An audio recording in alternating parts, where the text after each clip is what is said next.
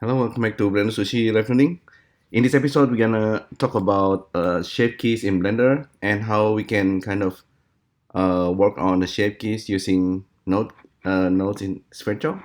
So let's get started. So I'm gonna delete everything. Maybe I will be using this default cube, but be careful if you actually create another cube and then kind of join this as shapes.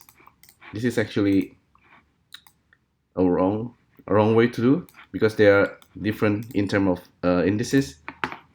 However, if we are using box cube using SquareChalk, it should actually work. So if I right click and connect to viewer draw and then bake it, you will see this is SquareChalk box, and if I join it as shapes, it's gonna work. Okay, so that's one thing. Let's keep this default cube and put this to the side. Save this as SquareChalk Shapekeys Advanced.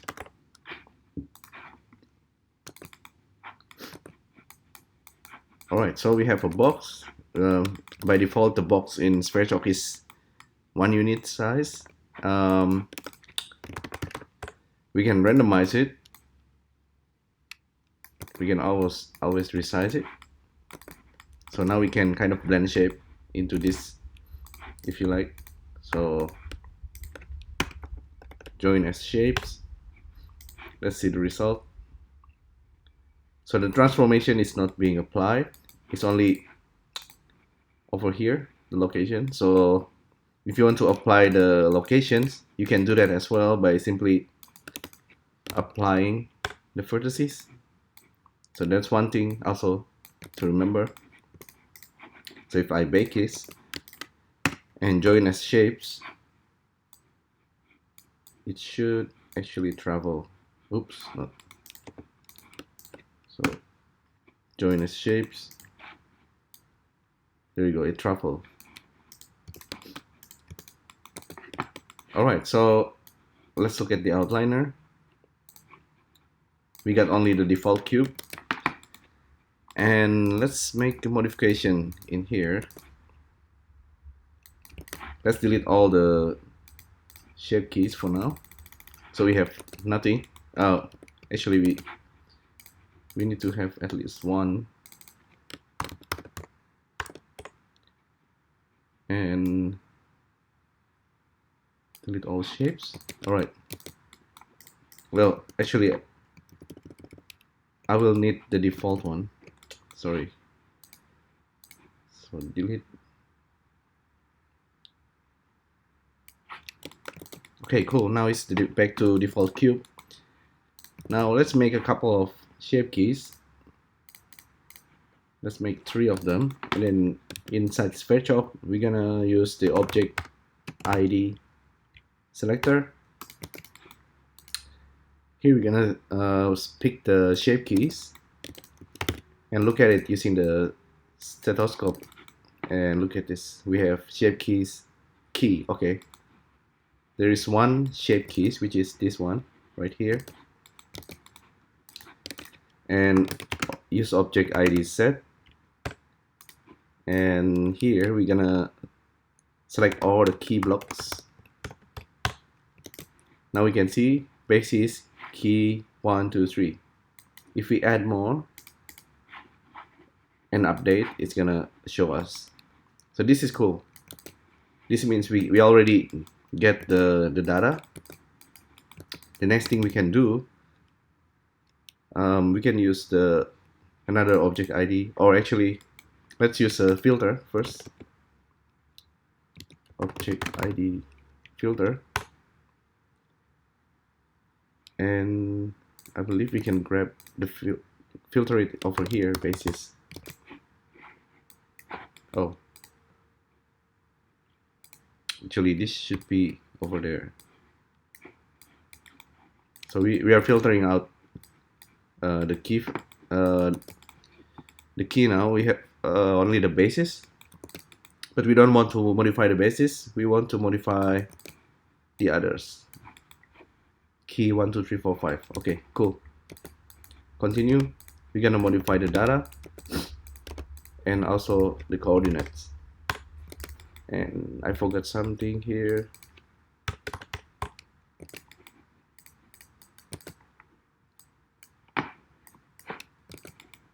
So basis one does not, object goes in here. Maybe it's not object ID filter, but a set. So get the data and coordinate. Now we have values. Alright, so we have the coordinates for our keys.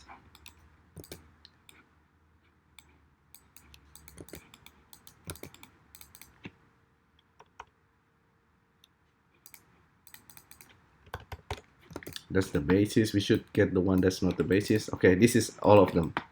We have 5 data, which is key 1 2 3 4 5. All right. Now it's all ready. We can use a random vector, for example.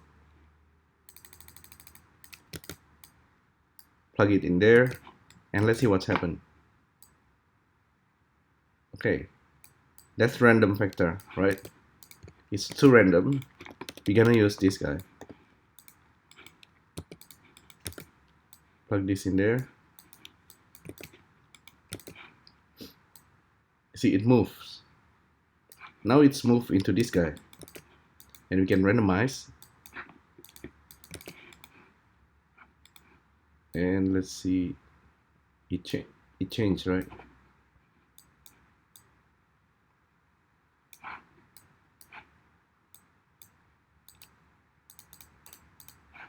Oh, the funny thing is this guy didn't update just now, but now it is updating.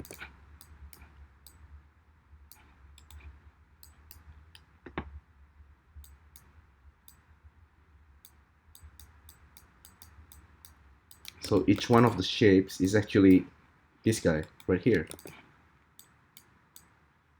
which is pretty interesting, right? Let's say we want to have like a 5 random cube. We can use range integer and tell it, okay, generate 5 random shape keys. And now let's look at this. Let's zero all of this.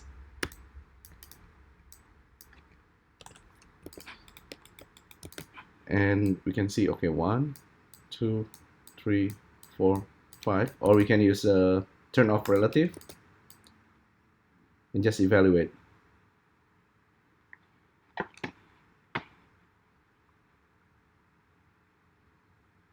Well, I was expecting this to change each time, but maybe I did something wrong. Okay, the matrix, I forgot. The matrix, let's say, let's make this also random vector 5. Okay, now we have the cube kind of traveling between 5 different spots, and they are also different in shapes. Pretty interesting, right? So we can now make 1 2 3 4 5. Let's say we make like 15. So we have 15 objects now, 15 shape keys that we are modifying using SpaceChalk. We didn't bake anything, but this guy is doing something really strange.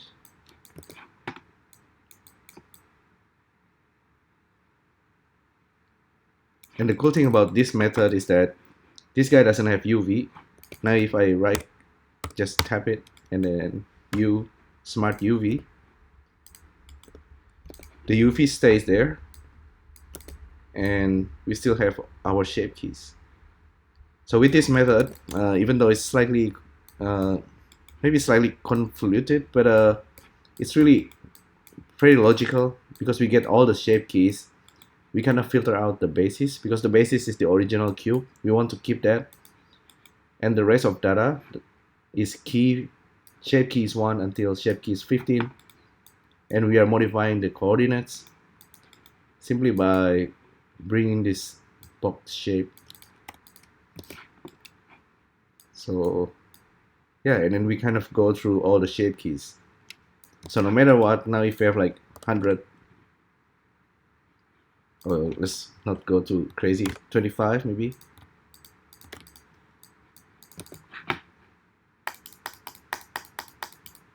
Now we have 25 key also.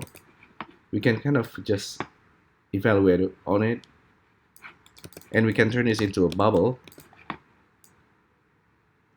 Indeed, it's actually looking like a bubble if we smooth it.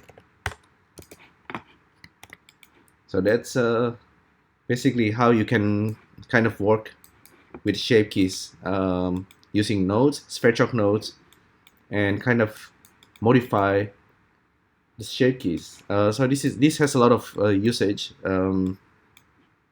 There's also kind of more procedural way doing this using script node line. Maybe that's something that I'll show later. But anyhow, that's pretty much it. Hopefully you find this useful. Let me know what you think, and I'll see you next time. Thank you. Bye.